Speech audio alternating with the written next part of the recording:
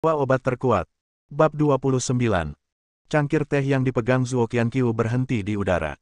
Mengapa? Dia tidak terkejut bahwa Lin Yi mengatakan ada jalan. Setelah saling mengenal selama beberapa waktu, Zhuo Qianqiu tahu betul bahwa keterampilan medis Lin Yi sungguh luar biasa. Dia sudah lama menonton film itu dan tahu itu akan sulit, jadi dia menelepon dan meminta Lin Yi untuk datang.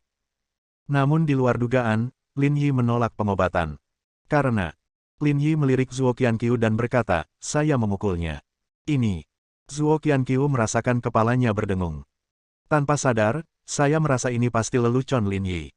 Lin Yi adalah seorang dokter, bukankah dia hanya bisa menyelamatkan orang? Ekspresi Zhuo Qianqiu agak rumit. Sepertinya hampir sepanjang hidupnya, dia belum pernah mendengar hal seperti itu, dan dalam kesadarannya, hal seperti itu tidak ada. Lin Yi, apakah kamu bercanda? Dia tersenyum, berusaha menjaga nada suaranya sesantai mungkin. Tidak bercanda. Lin Daodao berkata, seorang dokter memiliki hati orang tua, tetapi saya bukan ayahnya. Dia melakukan kesalahan dan dia harus membayar harganya. Jika itu aku sebelumnya, dia bahkan tidak akan punya kesempatan untuk menyelamatkannya. Udara langsung membeku. Zhuo Qianqiu merasa teh di cangkir tehnya langsung menjadi dingin. Dia menarik napas dan untuk pertama kalinya merasakan bahwa dia tahu terlalu sedikit tentang Lin Yi. Tuan Zhuo, hidup memang patut dihormati, namun keberadaan sampah itu sendiri merupakan penghujatan terhadap kehidupan. Lin Yi menjelaskan, kamu tidak membunuh Boren, tapi Boren mati karena kamu. Jadi katakan padaku, apakah kamu menyelamatkan seseorang atau membunuh seseorang? Zhuo Qianqiu duduk di sana dengan tatapan kosong, kata-kata yang diucapkan Lin Yi bergema di benaknya. Jelas sekali, dia jauh lebih tua dari Lin Yi, telah mengalami lebih banyak pengalaman, telah melihat hidup dan mati, dan telah melihat lebih banyak hubungan antar manusia, tetapi tampaknya Lin Yi melihat masalah ini dari sudut pandang yang sama sekali berbeda. Ketinggian itu, haruskah ia mati? Zhuo Qianqiu tidak pernah memeriksa identitas pasiennya.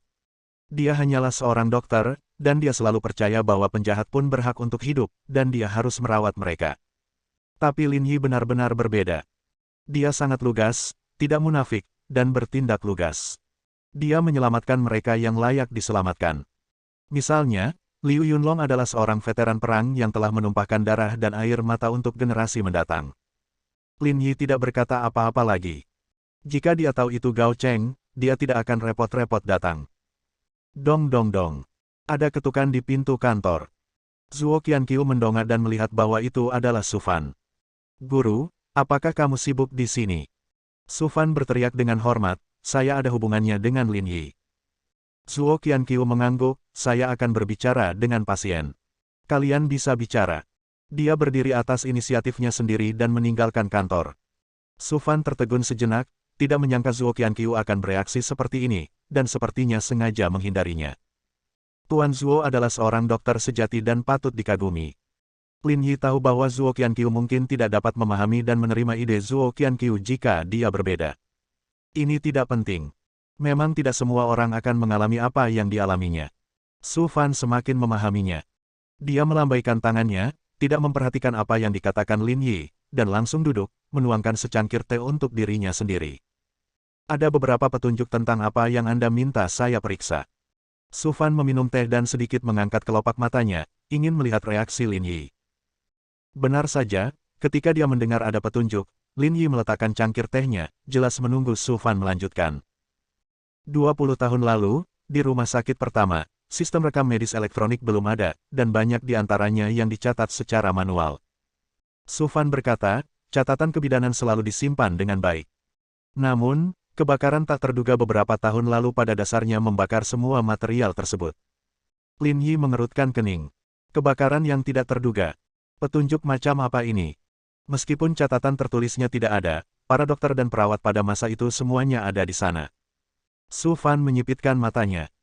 Jika Anda berada di tahun lain, mungkin sulit untuk mengatakannya, tetapi 26 tahun yang lalu, sesuatu yang sangat istimewa terjadi tahun itu, yaitu wanita yang melahirkan anak di bagian kebidanan juga sama istimewanya.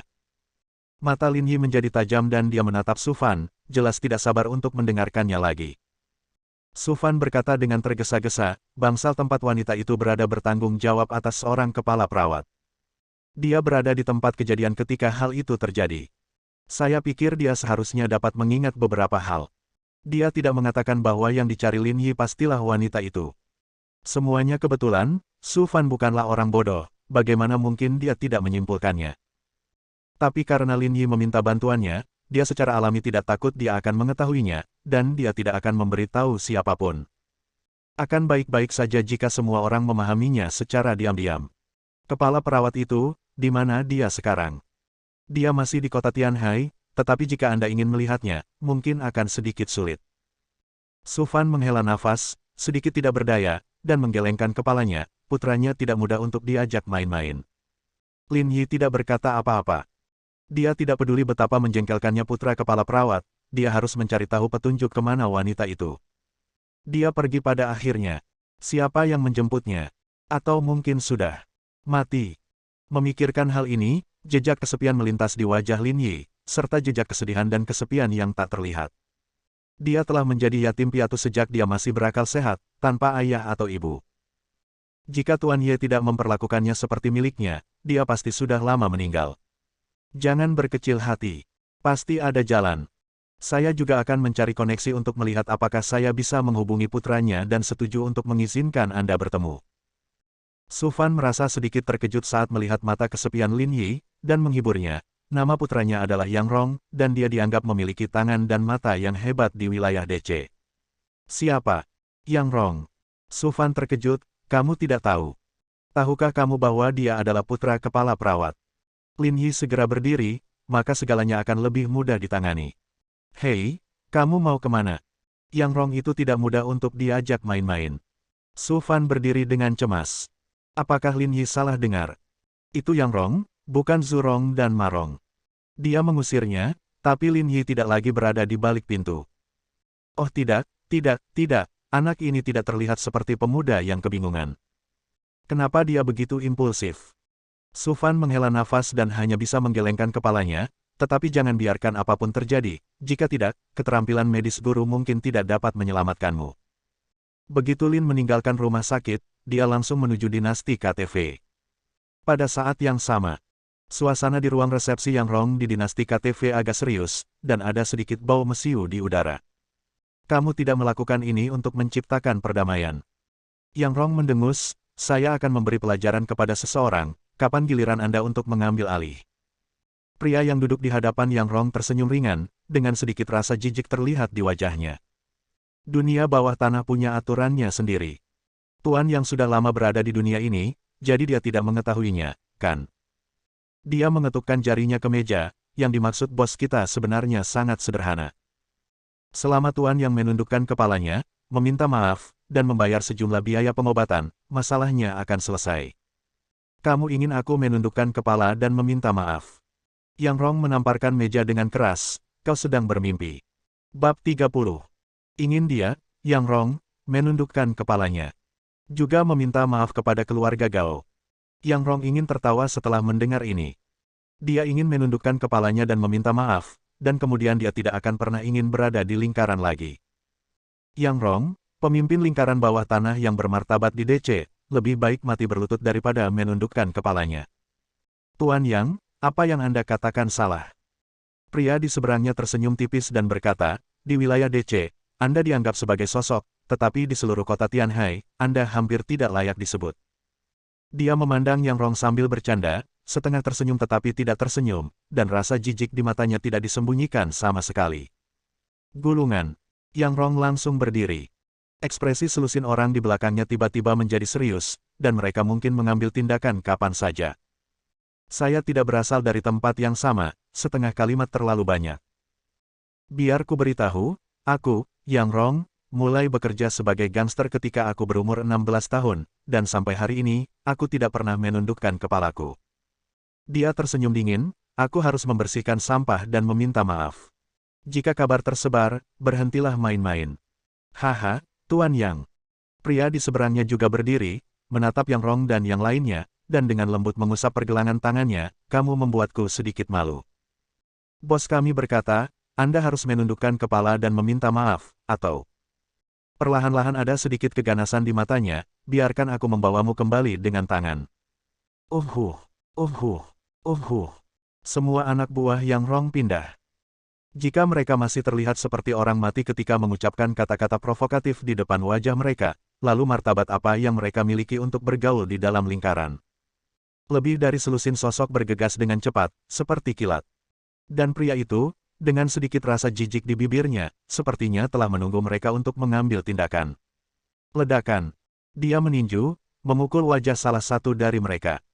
Setelah beberapa saat, terdengar suara retakan, diikuti dengan jeritan yang menyayat hati. Wajahnya cekung. Ini hanyalah serigala di antara domba. Yang Rong hanya melihat tinju pria itu, mengayunkannya dengan cepat, secepat kilat dan seberat guntur. Dia dengan mudah mengirim anak buahnya terbang menjauh dan menghantam tanah dengan keras, tidak mampu bergerak.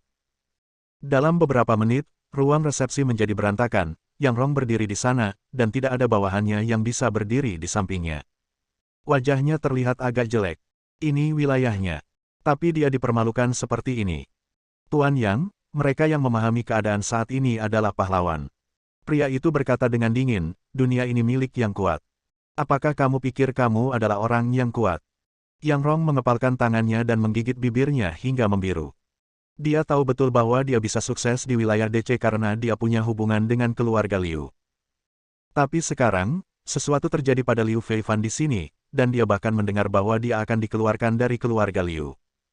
Dia langsung kehilangan dukungannya. Orang-orang ini memanfaatkan penyakit mereka untuk bunuh diri. Bersujudlah dan minta maaf, atau aku akan membawamu kembali dengan tangan. Pria itu memandang Yang Rong, tidak ingin membuang waktu.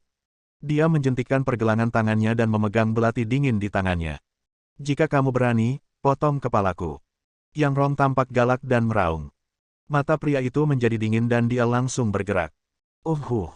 Terlalu cepat.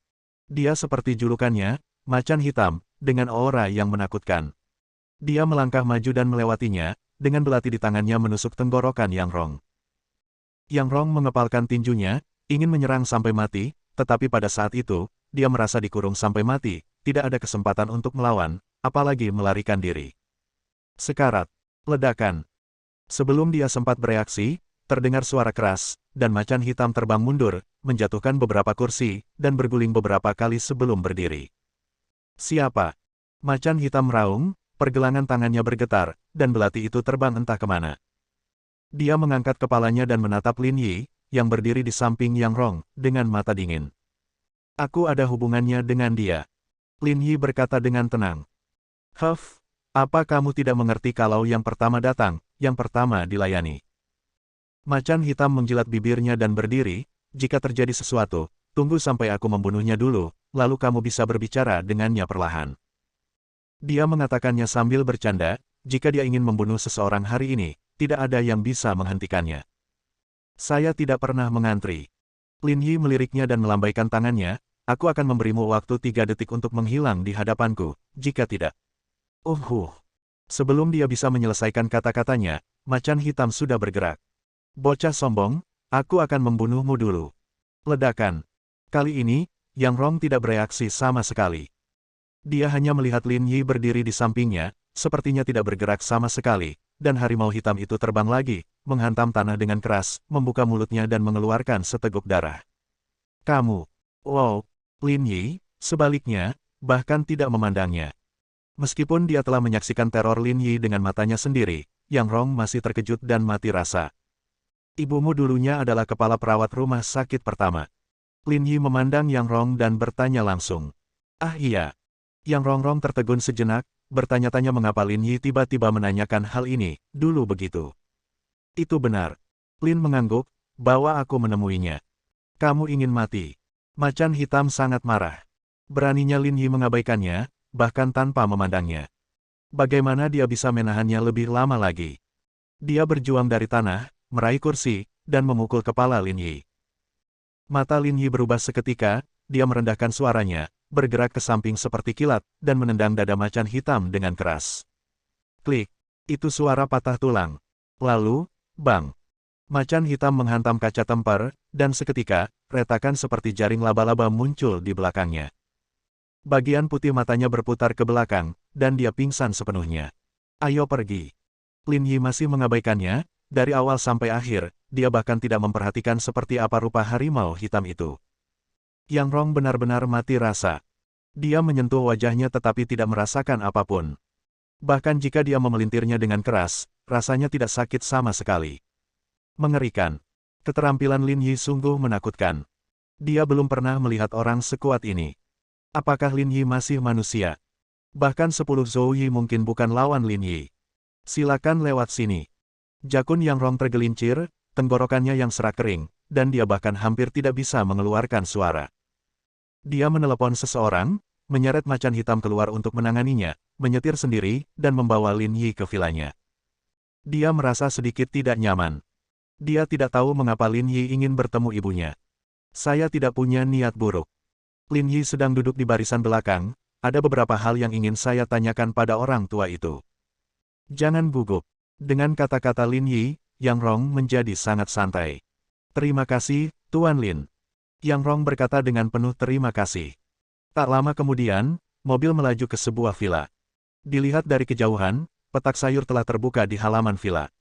Terlihat beberapa baris daun sayuran hijau sedang membungkuk dan menyiram sayuran dengan hati-hati. Mama. Yang Rong memarkir mobilnya, segera membuka pintu dan berjalan keluar. Dia menyingsingkan lengan bajunya, tidak peduli sepatu kulitnya berharga puluhan ribu sepasang, dan berjalan langsung ke ladang sayur lumpur kuning. Aku ikut. Aku akan datang. Jangan bergerak. Bersambung.